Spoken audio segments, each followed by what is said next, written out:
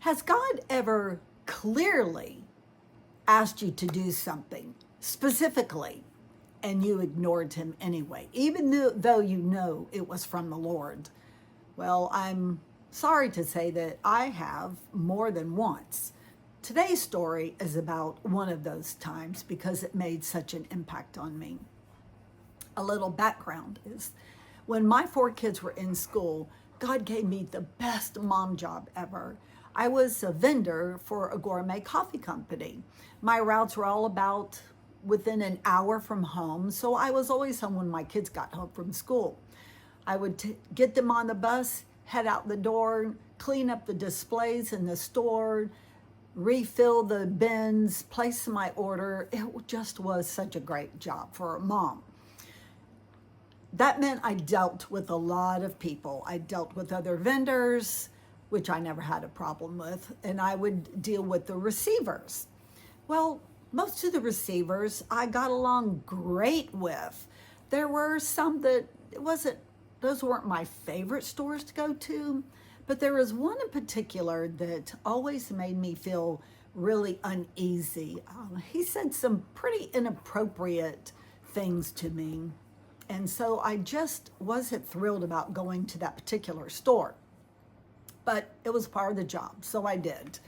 Well, one day I went to this receiver store and he wasn't there anymore. I was actually quite relieved, but they had built a new Kroger near me, and which I was thrilled about. So one day I was at the new Kroger a mile away from my house, and guess who I run into?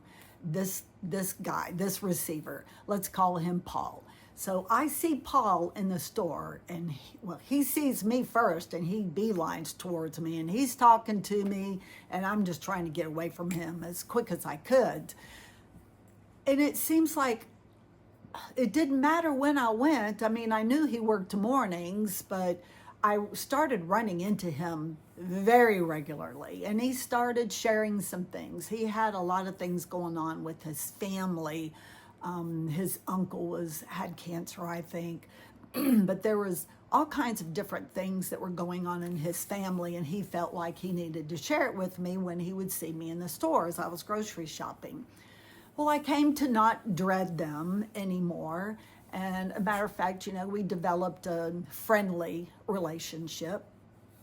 And he told me one time he was going through a really rough time, and he saw me in the store and he said, Lynn, I think you're an angel. Every time I am down or something's going on in my life, you just pop up and you're here to give me the right words and to talk to me through stuff.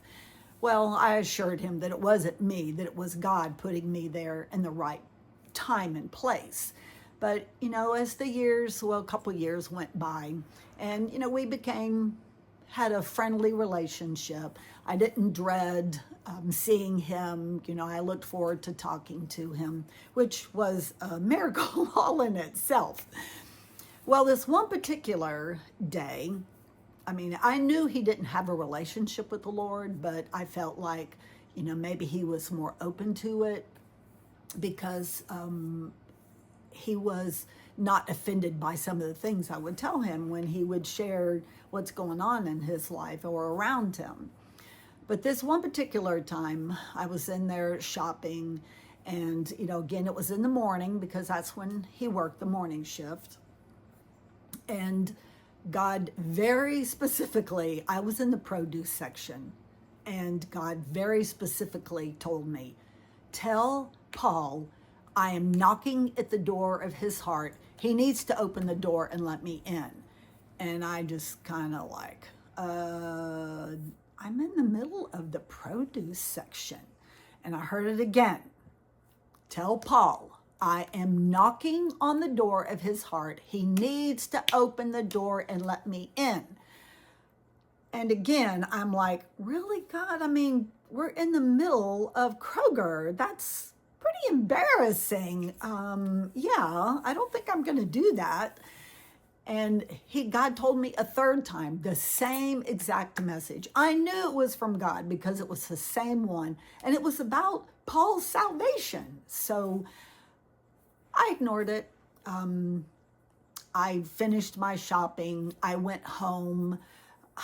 Oh, I did not sleep all night. I mean, I did not sleep one wink all night. All I could think of was that I didn't have his home phone number or anything. What if he died in the night? He was going to go to hell because I was disobedient to God. Oh, I can't even tell you the torture that I went through in that. And I just laid in bed crying and saying, God, please, please give me another chance. I'm so sorry. I'm so sorry. Please forgive me. Please don't let Paul die. Please don't let him die, because I don't want him to go to hell, especially because of me. So the next day, I was also at that time working for an orthodontist, cleaning his offices so that my kids could have straight teeth, because, I bartered with them because we didn't have the money to pay for straight teeth. So I was cleaning one of the offices. It had been a long day. I went late at night, and 11 o'clock at night, I'm coming home, and I needed to stop and get milk. Just one thing, just milk. So I stopped by Kroger. I went into Kroger, and there was Paul. They were doing inventory, so he was working late that night. I started crying, and I ran to him, and I grabbed him by the shoulders, and I said, Paul, and I told him what happened the last time. I said, God is telling me that he is knocking on the door of your heart. You need to let him in. Well, at that, Paul started crying, and he said, I know I do. I know I do. I don't have a relationship with him. I know I need the Lord. And I said, you need to open the door. He wants you. And I'm just going, on, bawling my eyes out, a lot more than I would have been doing the last time I was in the middle of Kroger. I wasn't in the produce aisle this time, though. I was down another aisle. So I talked to him, and he did not accept Jesus into his heart that very night. But he did start going to church where I went to church. And him and his son both accepted Jesus about a month later. Oh, I can't even tell you how relieved I was that I wasn't going to be the reason that he wasn't in heaven. Now I have missed other opportunities, and I regret them terribly, but God not only gave Paul a second chance, he gave me a second chance and allowed me, even though I ignored him the first time, he allowed me to be the bridge between Paul's salvation and hell. I mean, that he allowed me to be the bridge.